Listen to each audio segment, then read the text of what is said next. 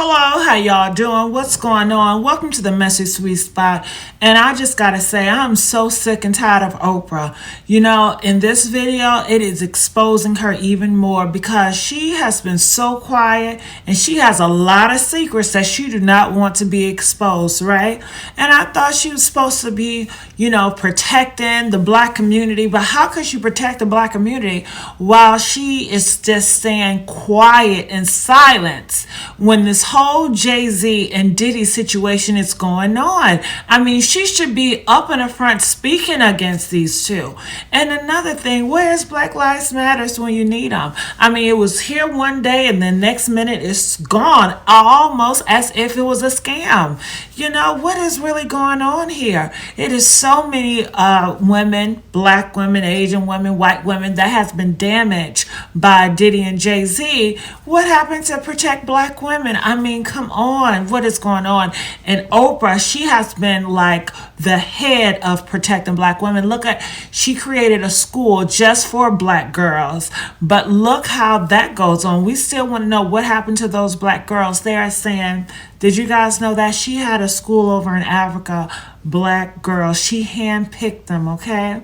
And then the girl that was one of the teachers over there, she was trafficking those girls. She was abusing some of those girls and they went missing, okay? And then they tried to cover it up, and Oprah tried to cover it up too, as if nothing happened.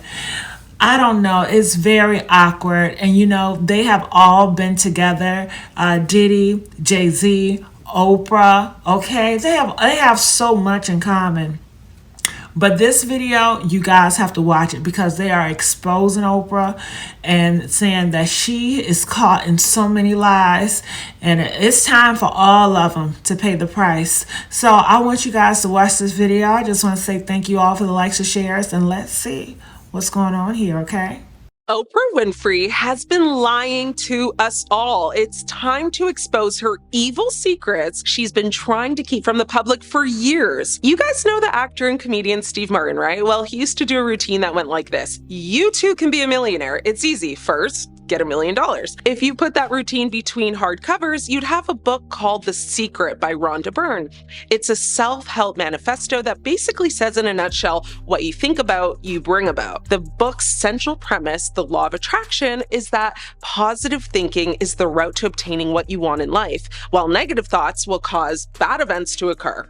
I'll be honest with you, I read it years ago, and I won't share my opinions on it too much, but like anything, I did find some good and some bad. Well, there was a big controversy surrounding Oprah about it back in 2006 because it was the subject of 2 episodes on the Oprah Winfrey Show featuring a dream team of self-help gurus, all of whom contributed to the project. At the time, Oprah wasn't just endorsing it, she championed it, putting herself right in the middle of it all, and made it a prominent theme not only in her life, but it was all over her website, and she would reference it in many moments on her show and in interviews. Her involvement actually helped the book sell more than 2 million copies, which put it ahead of the new Harry Potter book at the time on the Amazon bestseller list. These 2 episodes, however, caused a lot of issues and controversy because Oprah's producers received a letter from one viewer named Kim Tingham, who had received a breast cancer diagnosis shortly after the show aired. They were alarmed by how far she had taken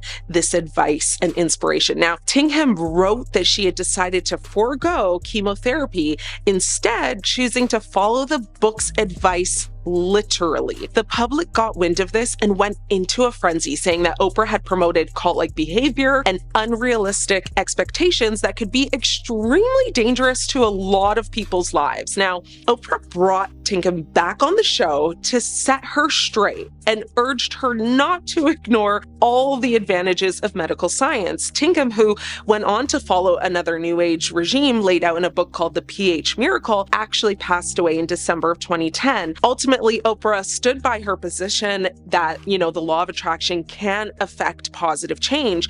The problem is, though, is that there have been many incidents similar to Kim's. Like, a lot of consumers took this advice very seriously, and it had a lot of negative impact on their lives. So not so good. And because of all the backlash, Oprah has tried to keep this incident a secret for years and has since removed both episodes on her channel and website to try and keep the whole debacle under wraps. Next, I want to talk about Oprah's Maui scandal. Now, Oprah has a special connection to the island of Maui, Hawaii. In 2002, she purchased a 23-acre estate, which she has used as a private retreat and vacation home. Must be nice. Oprah's Maui estate, which she named The Farm, features a luxurious main house, guest cottages, a private movie theater, and beautifully landscaped gardens. Now, over the years, Oprah has shared glimpses of her home with her fans through different media outlets. Now, in a response to the 2023 Hawaii wildfires, Oprah and Dwayne Johnson, better known as The Rock, teamed up to support the Maui community. They created the People's Fund of Maui. Every dollar that you send that goes directly to the people. They both pledged $10 million to establish the fund, which aimed to provide financial assistance to affected Maui residents. Now, when Oprah and The Rock both contributed their initial $10 million payment to the fund, they also invited the public to contribute their own donations for the rest of it. When it launched, critics began questioning why the two celebs didn't just fund it entirely themselves, especially given their wealth and net worth. And some people have said that we should just be grateful to have help at all, and that nobody, including celebrities, are obligated to help or give money to anything. But the big controversy and issue that many people have is how wealthy Americans have taken over large portions of Hawaiian real estate, even while Native Hawaiians struggle to even receive land promised to be returned to them from the U.S. government. People are on a 40-year-old waiting list for a home that the U.S. government stole from natives over a century ago. And during the big fires in Maui, residents fleeing the carnage of the flames were held up at the gates of Oprah's very large fenced property. She was not staying at the vacation home at the time and opened up upon learning of the tragedy, but residents felt a certain way, knowing they had to contact authorities to get permission to cross onto the completely fenced private property. Like, yes, her property is that big that people needed to go through it to escape the fires. So let that sink in.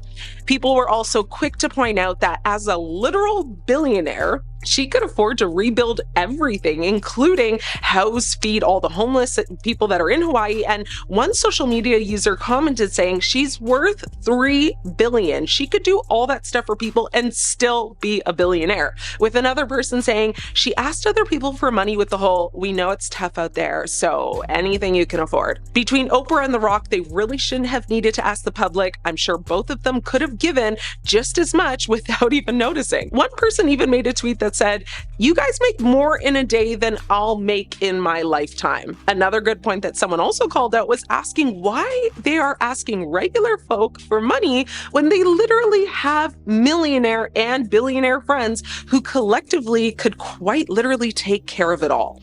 A funny comment towards Oprah and The Rock was a TikToker that said, hey guys, I think you posted this to social media by mistake. This needs to be sent directly to your friends. And on the real, honestly, I see no lies told, because why are you, a millionaire, asking us, the public, to contribute to this fund when most of us are lucky to afford like an iced venti macchiato once a week? Like, go ask Dr. Phil or Kevin Hart.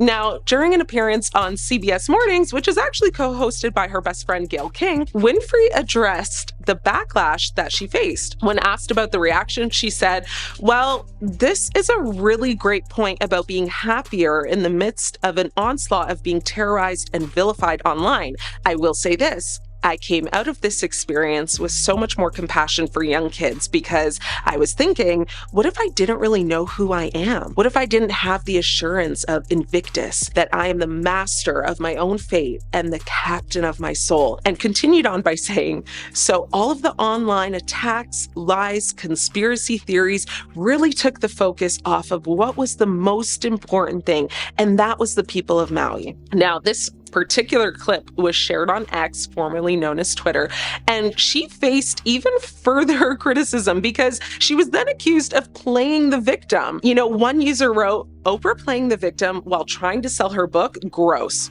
Now, despite all of the backlash, Oprah's popularity on social media soared. She gained more than like 110,000 followers between Instagram and TikTok alone. Another person actually wrote, "They're giving Oprah more airtime playing the victim than the real victims. Sad." Another person wrote, "Oprah playing the victim and saying she was terrorized online. Gee, I wonder how the people of Hawaii must feel." And one person hoped Oprah would read all of these comments and said, "Oprah, in case you read this, you are not the victim here. Talk to the people who lost everything. That is where our sympathies and prayers are." Now, a viral TikTok video that has been viewed millions of times made several allegations. They include that Winfrey hired a private firefighting team before the fire spread, hired private security to prevent people seeking shelter at her property, and had previously bought her land for pennies on the dollar. When asked about the viral TikTok, a spokesperson for Oprah said, all of the allegations in the videos were false.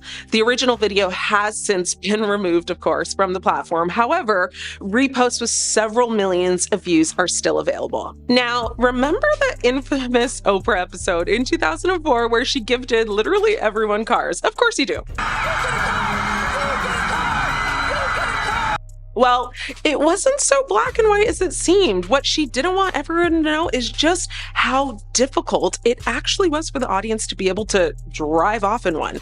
It was Oprah's Favorite Things episode. Now, she surprised her studio audience by giving each one of them a brand new Pontiac G6 sedan. The episode, which was part of Oprah's 19th season, featured her favorite products and gifts of the year. At the end of the show, Oprah announced she was giving away 276 cars, each valued at about $28,000. Now, the surprise gift was met with tears, cheers, and screams of excitement, of course. The episode actually became one of the most memorable moments in Oprah's show's history, and it was widely covered in the media. To this day, it has been literally one of the most parodied clips, and people just can't seem to get enough of it. Well, as exciting as everyone was to know they'd just been gifted a car, what followed after is that they were hit with a hard slap of reality when they were told that it wasn't quite totally free. They were then told if they wanted to drive it off the lot, they'd first have to pay about $7,000 in taxes, which,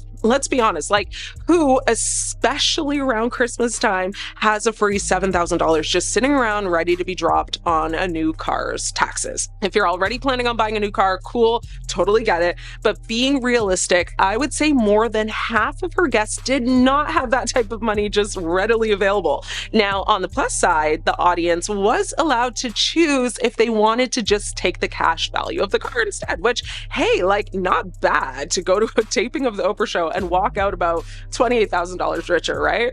What would you have done? Paid the taxes and drove off into the sunset, or just took the cash value? Let me know. I'm your host, Ashley. It's been great catching up. I want to know, what are your thoughts about all this? Make sure you guys like, share, subscribe here at The Messy Sweet Spot, and I'll see you guys on the next upload.